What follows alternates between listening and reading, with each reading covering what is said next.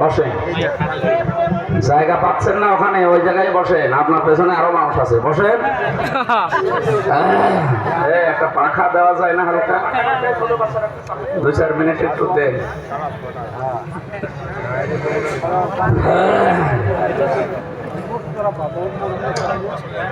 এখানে কেউ দাঁড়িয়ে থাকবে না, এটা দিয়ে দেন, গরিব মানুষ দেন, এটা দিয়ে দেন, বসেন, বাকিগুলো বসেন, দেন, এটাই দেন, দেন দেন, 2-4 মিনিট দিলেই হবে। মেয়েদের কি বসার জায়গা করেননি সব রাস্তাঘাটে কেন? হ্যাঁ, মেয়েদের বাম পাশে জায়গা আছে, ওই প্যান্ডেলে যেয়ে বসে। ইন্নাল হামদালিল্লাহি ওয়াসসালাতু ওয়াসসালামু আলা রাসূলিল্লাহ আম্মা বাদ ফাউযু বিল্লাহি মিনাশ শাইতানির রাজীম বিসমিল্লাহির রহমানির রহিম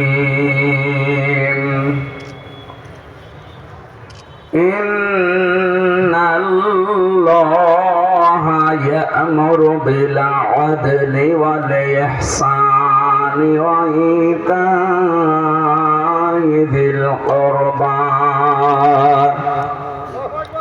ওয়া ইয়ানহা আনিল ফাহশাই ওয়াল মুনকারি ওয়াল বাগই ইয়া'iযুকুম লা'আল্লাকুম তাযাক্কারুন। আল্লাহু আকবার। সাদাকতা ইয়া রাব্বানা। আল্লাহুম্মা সাল্লি আলা সাইয়্যিদিনা মাওলানা মুহাম্মাদ।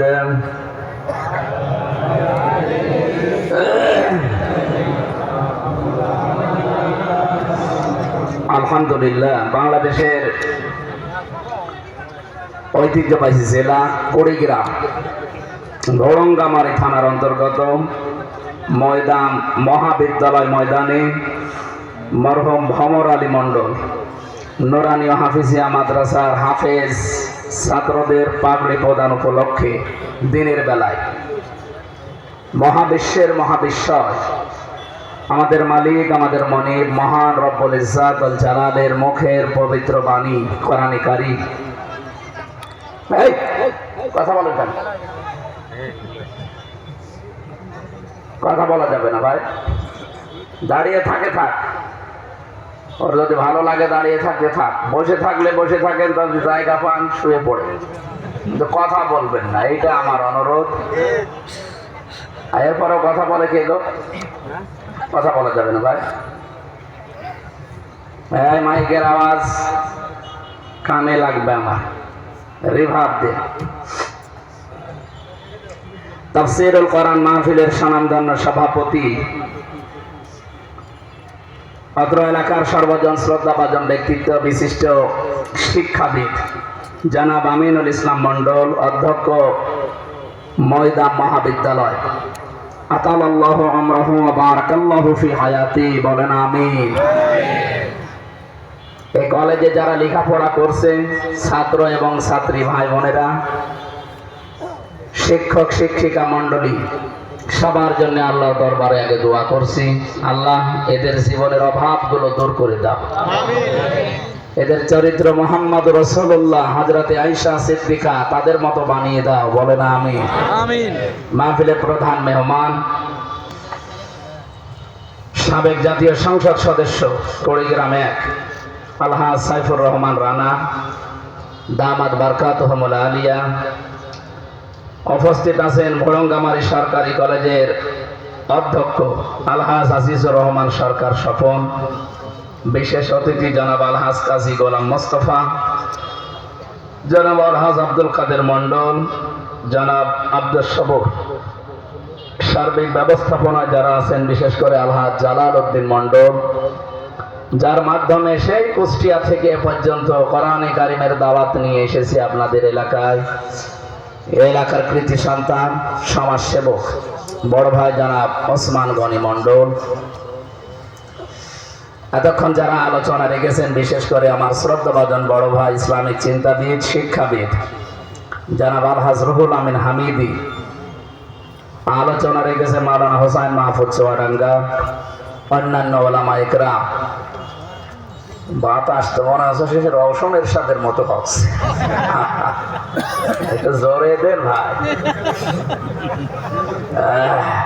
ভেতরে তো ঘেমে যাচ্ছে। রওশনের সাথে শ্বশুর বাড়ির এলাকা না, এই কারণে মনে হয় এরকম হচ্ছে। মঞ্চে বসা সম্মানিত ব্যক্তিবর্গ, সামনে বসা মুসলমান ভাইরা, পর্দার আড়ালের সম্মানিতা মা এবং বোনেরা, প্রশাসনের ভাইরা, প্রাণপ্রিয় কুড়িগ্রামবাসী, আল্লাহর দরবারে শুকরিয়া জানাচ্ছি। বিশাল একটা জগদ্দল পাথর আল্লাহ আমাদের বুকের ওপর থেকে নামিয়ে দিয়েছে। আলহামদুলিল্লাহ। এখন যদি মরণের আগ পর্যন্ত কিচ্ছু না পায় তাও শুকরিয়া, যে একটা পাথর আল্লাহ নামিয়ে দিয়েছেন। আও আমি জাহিলিয়াতের পাথর, ১৫০০ বছর আগেও একটা পাথর ছিল, ওটা আই এম এ জাহিলিয়াত। শব্দ দুইটা প্রায় কাছাকাছি, আই এম এ আর আও আমি, ওদের কাজ কারবারও প্রায় একই ছিল।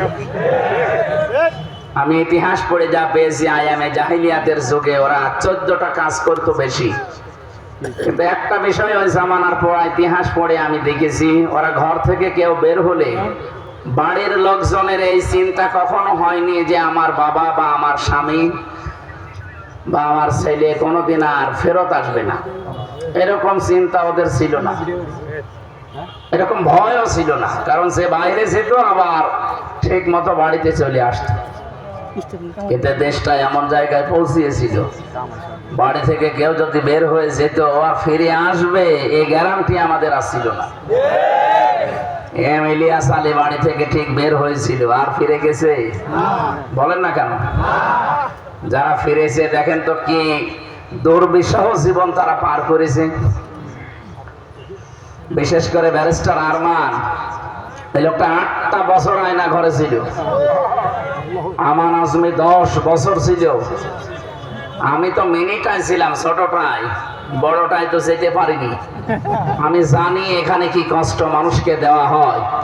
কেউ 2 বছর, 5 বছর, 7 বছর, 8 বছর, 10 বছর, 14 বছরও পড়ে আছে, কেউ জানে না।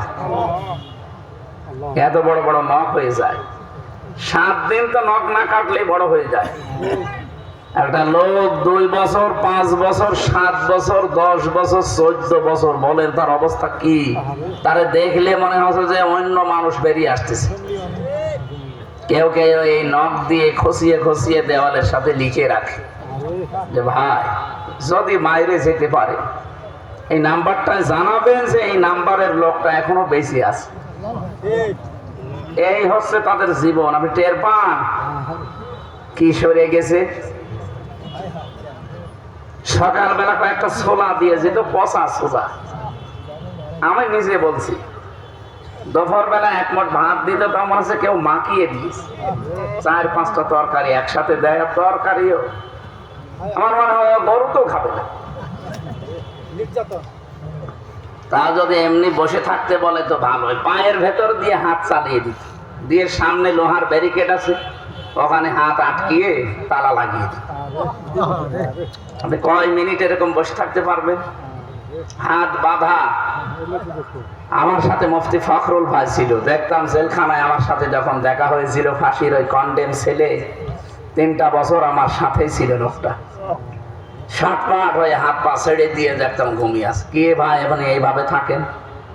বলছে হামজা ভাই আপনার সাথে কি হয়েছে আমি জানি না, আমি আয়না ঘরে থাকতে এই পেয়েছিলাম। আমার এইভাবে বেঁধে রাখতো 24 ঘন্টা, বছরের পর বছর। এই যে শুয়ে থাকা, এটা যে কত বড় নিয়ামত এটা আমি জানি। এই জন্যই তো এখন 7-8 হয়ে ঘুমিয়ে আছে। 1.5-2 মিনিট সময় দিত টয়লেট করার জন্য, হলে ভালো, না হলে আর টয়লেটের তো কোনো দরজা নেই, এটা হাফ দেওয়াল দেওয়া। আপনি বসলে দেখা যায় না, দাঁড়ালে দেখা যায়। বলেন তো এইভাবে এদিকে 3.5 হাত, 3 হাত, 3.5 হাত পৌঁছে না, 3 হাত আর এদিকে 1.5 হাত। এই ইলিশ মাছ যেভাবে রাখে ওইভাবে থাকা লাগবে। এই কঠিন অবস্থায় একটা মানুষকে 2 দিন 5 দিন 10 দিন রাখলেই তো মানুষটা পাগল হয়ে যাওয়ার কথা। আমি তো 10 দিনে হাত পাগল হয়ে গেছি। এই জন্য তো উল্টা পাল্টা এখন মুখ দিয়ে বের হয়, আমার সহ্যের বাইরে চলে গেছে। বাকি 3 বছর আমি ছিলাম ছেলে, ওখানেও কষ্ট পেয়েছি। আমি ফাঁসির কন্ডেম সেলের ভেতরে ছিলাম, 24 ঘন্টা তালা লাগানো। কি করেছিলাম বলেন তো? আমি আপনার মেয়ের দিকে তাকিয়েছি, আর আপনার যে মেয়ে, ও মেয়ের দিকে তাকানো যায়? ওর জামাই ওরে কন্ট্রোল করতে পারে না, আমি পারবো? আমি কি করে তাকাবো? আর তাকিয়ে আমি করবো কি? 4-5টা সাইডে মাই কি কথা বলছে না? সে যাই হোক, আল্লাহ জানে, আর আপনারা জানার দরকার নেই, আমি আর আল্লাহ জানলে হবে। এইরকম কঠিন অবস্থায় আপনি কেন রাখলেন বলেন? অপরাধ এতটুকু যে কোরআনের কথাগুলো বলে। আমি কি আমার বাবার কথা বলতাম? আমি যা পড়েছি তা তো বলবোই, এটা বাধা দিলেও বলা লাগবে।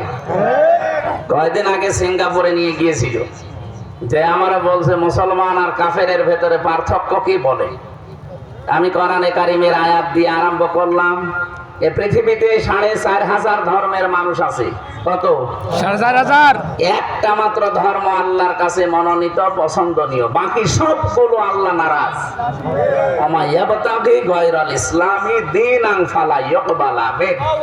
ইসলাম বাদ দিয়ে পৃথিবীর কোন ধর্মের উপরে আল্লাহ রাজি নেই, কোন নিয়ম নীতির উপরও আল্লাহ রাজি নেই। সুতরাং ইসলাম বাদ দিয়ে কেউ যদি বিয়ে করে, ও বিয়ে জায়েজ নেই। এবার বলছে না, ইসলাম বাদে বিয়ে দেশে নেই।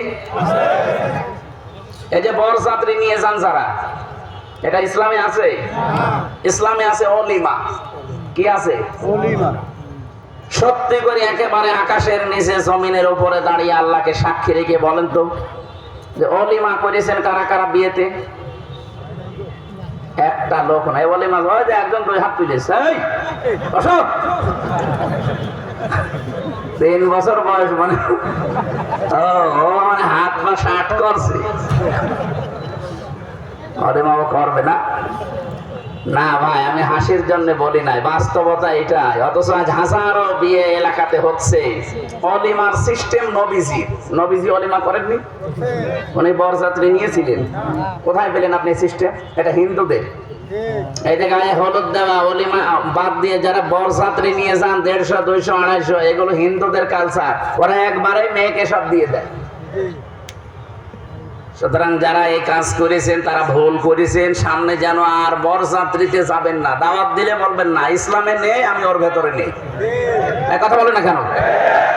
অলিমা ছেলের বাড়ি হয় না মেয়ের বাড়ি? দরকার আর মেয়ের বাড়ি থেকে আরো 100, 200 মানুষ নিয়ে এসে খাওয়াবেন যদি সামর্থ্য থাকে। না উল্টা করে আপনি আরো উল্টা পাল্টা কথা বলে বলেন যে হ্যাঁ কিছু দিবা না, তো 200 মানুষ খাওয়াতেও পারবা না, কি জন্ম দিয়েছে? ওরে শয়তান! 18, 20 বছর 22 বছর এত কষ্ট করে মেয়েটা মানুষ করে দিয়ে দিচ্ছে, এইটাই তো তোর সেজদায় পড়ে থাকার কথা।